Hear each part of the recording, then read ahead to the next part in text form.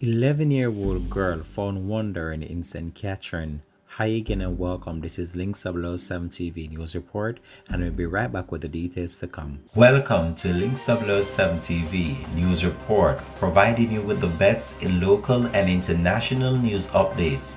This is a place where you can get the most reliable and informative news information. Link 007 TV News Report. Welcome back and thanks for joining us. This is Link 007 TV News Report.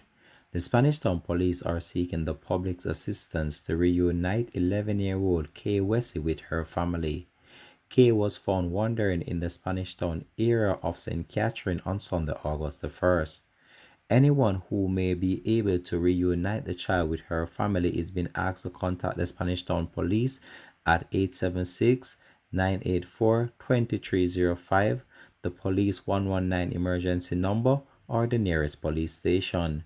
This has been Link 007 TV News Report. Thanks for watching.